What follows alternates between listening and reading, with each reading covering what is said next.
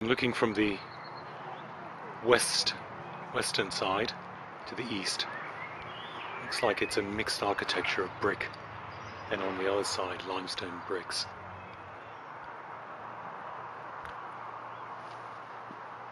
Around it is just fields of corn, a lovely blue sky in the late May afternoon, looking west towards the village.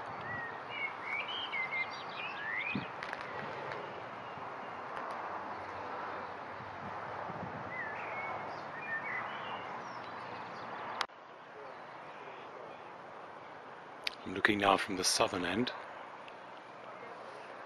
looking east towards the rolling Kentish countryside and the cemetery.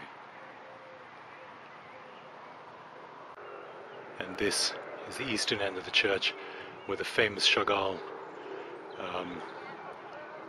stained glass window is, and there's a date above it, 1967. So you can see that the stonework has been replaced on the top part of the church and around the arch of the window.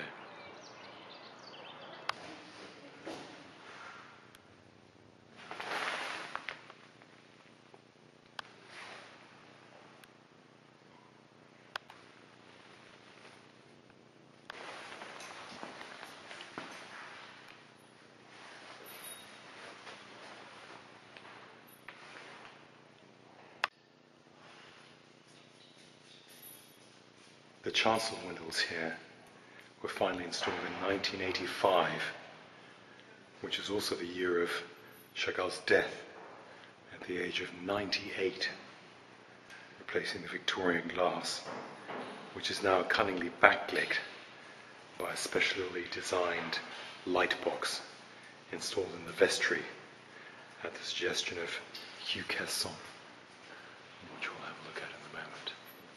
So these were the last to be installed in the 80s. I'm here in the vestry.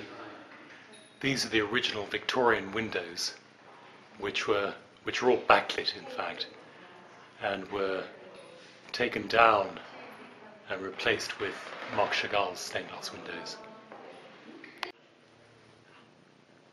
That's a clearer view of the original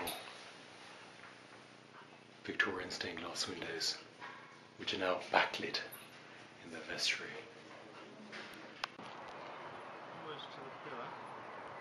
Seems to be a number of wide energy bands running, this one running east to west in through the door.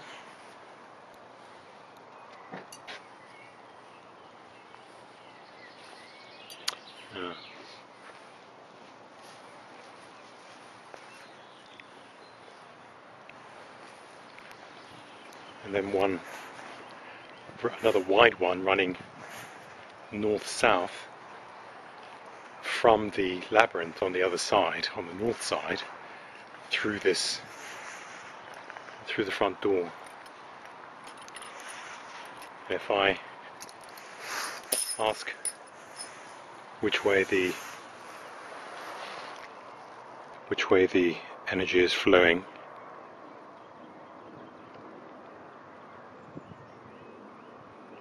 I get that it's flowing from the north to the south.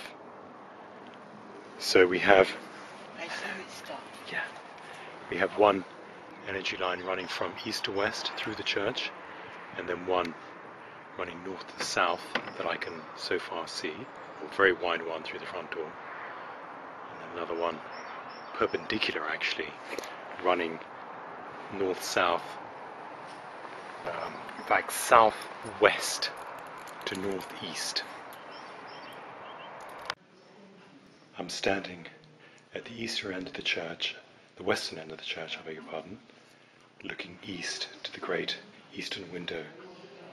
And this camera doesn't do justice to the wonderful view I have, but the north-south and the east-west energy lines, the very wide bands, intersect in the middle of this church and form a very large spiral going around appears clockwise, I'll have to verify that, all the way around into the chancel, around through the font, and then across. It has to be Just in front of the altar. Sorry. My beg your pardon.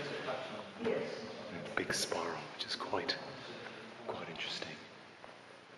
So the congregation of the church are bathed in this vortex of energy.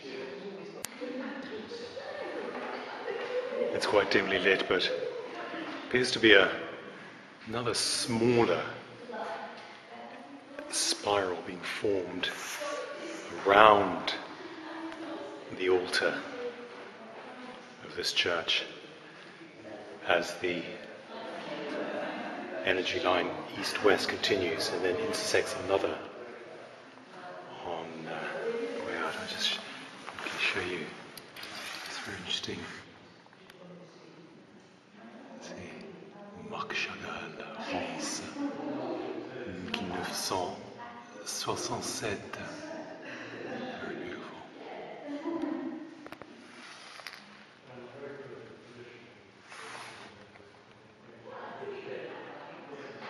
Adorable faces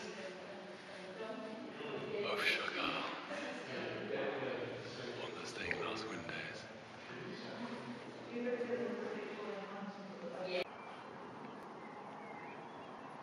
I'm standing at the northeastern end of the church. There seems to be a stream that flows diagonally out of the corner of the church towards the northeast there, which indicates some sort of energy line that influences the vortex around the altar. about 10 foot deep. There is a stream, so the energy that goes into this door I think it's a combination of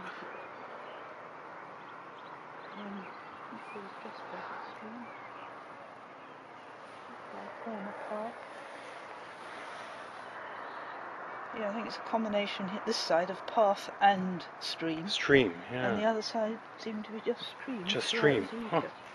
Interesting.